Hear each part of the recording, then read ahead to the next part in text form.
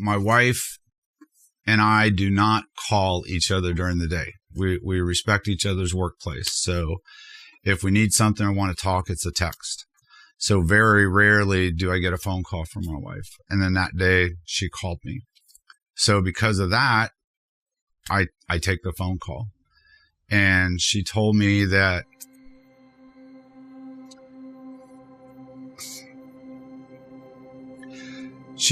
my daughter had called her and had swallowed a bottle of pills and that she was on the way to the house. And so then I went and told my boss I needed to leave, told him what was going on. And then my wife called me back and asked what to do. I said, you need to pick her up, put her in the car and get her to the ER. Don't bother calling an ambulance, just go. So she took her to the ER, and then I met her at the ER.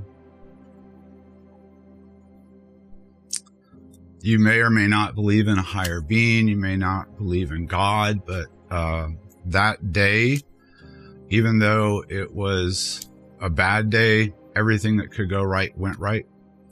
My daughter had left school, gave the school a story. She forgot something at home, went home, and for whatever reason decided that, she just couldn't deal with. So she took the pills. And then as the effect of the pills were starting to come on, she started to question or regret her decision. So she called my wife. Looking back, I didn't see anything abnormal going on in her life. But there were traumatic events. My wife's mother had just recently passed away. And I knew that brought sadness into our family, of course. But what I didn't know was that my daughter was feeling regret because she's a dancer. Her and my wife were at a dance competition. And my mother-in-law was admitted to the hospital. And of course, they made the decision thinking that my mother-in-law was okay, that they wouldn't go from, I believe, Kansas City to Iowa to see her. So they came home. They were tired. So she actually felt a tremendous load of regret. And then just the stressors of youth, growing up, school, friends, things like that. And for her, it became too much weight for her to carry. So was there any key red flags? No. My daughter didn't share what she was going through, at least not with me. And part of that is one of the other things that I learned as a parent is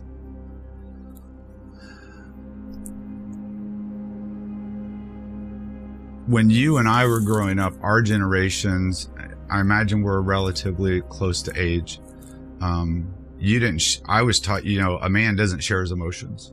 You got to be strong, firm. You deal with whatever life gives you. You stand up and you move on. And so that's the way I parented, so I didn't see those signs, not because maybe they weren't there, but maybe because my daughter wasn't displaying them to me or I wasn't seeing them. So I don't think there was any. Could I have read things differently? Now I would have. Hindsight's 20/20. There's no class in being a parent. You don't need a license. You don't need a certificate. And as you get older, as you grow, you learn things. But I didn't know those things when I was a young parent. I parented the way I was raised because that was my experience. That's what I thought was the right way. Now I realize that maybe my parents didn't know everything either. So, yeah. So the thing with suicide is most of the time we focus on the individual. If the person does end up committing suicide, it's the why, what was going on with them. With someone that attempted suicide, we focus on that individual, but you don't necessarily hear a lot of conversation about the family, those around that individual. So I didn't know what to expect.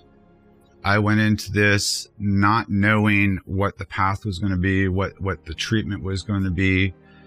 And I struggled with, well, what about me? How am I supposed to deal with this? How am I supposed to interact with my daughter? And I didn't feel that that was part of the process. And so, of course, I started doing research and reading and trying to figure out how, as a parent, I could help her, support her.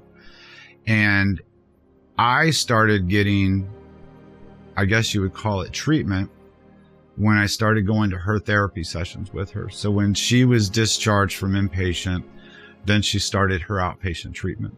And because she was a child, a youth, a parent went with her.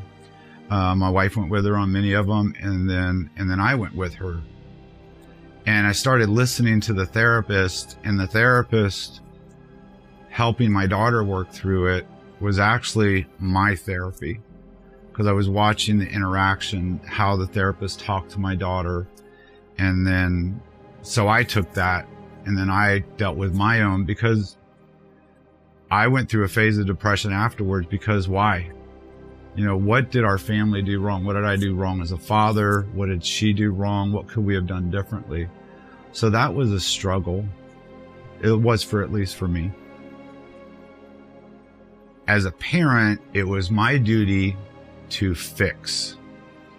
So if my child had a problem, it was my job to fix that problem. And I failed miserably as a parent, preparing my children, enabling them, empowering them on how to deal with things. The other thing, being a male, being a soldier, and that, you know, that concrete image that you put up, I didn't always share my frustrations with my kids. I didn't let them see that I dealt with issues, stress, depression, things like that. And I think that's a problem in our society, especially with men. And our kids see that, and maybe do they think that as parents we've got it when we don't? So I think we need to do a better job as parents, showing our kids that, you know what, I ain't always got it. I struggle too. Maybe not full detail of what you're going through, but I never allowed my kids to see those emotions.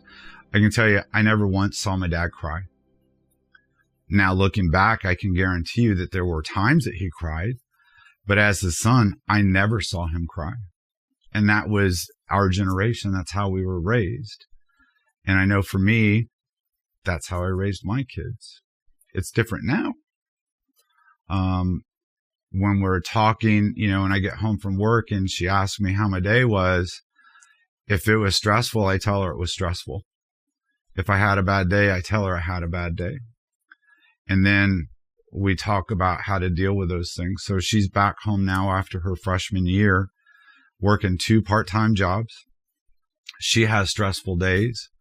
In the past, I could easily tell her, well, this is what you need to do. I don't do that. We talk about it, and then I ask her, you know, well, how do you think you could handle it? How do you think you could handle it better? And we work through that. And I think that's more important than always fixing the problem, because now she's learning that, you know what, tomorrow's not going to be easy, but how do I make it through tomorrow? And she's got to be able to work through that herself. Thanks for watching. If you or someone you know is struggling, know that there is help. Call 988 and press 1 for Military Crisis Line. You are not alone.